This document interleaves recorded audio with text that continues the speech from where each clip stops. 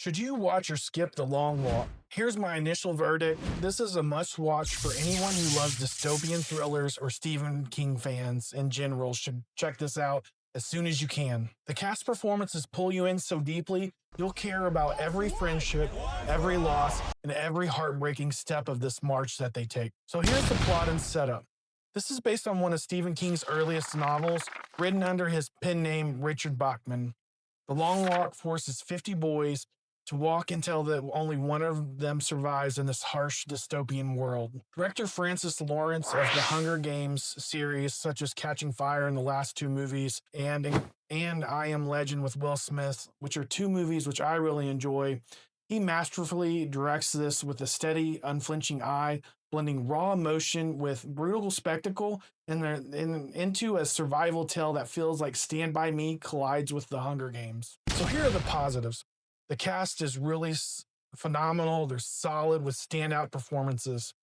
Cooper Hoffman carries his character Garrity with heartbreaking vulnerability and is a true standout, along with David Johnson, who brings a fiery defiance as McVree, and they build a solid friendship during the walk, which makes the events even more heartbreaking leading up to the emotionally charged ending of this movie. Beyond the leads, the entire cast of boys really deliver, with several emotional deaths that hit harder than expected and make the journey deeply personal and defiant.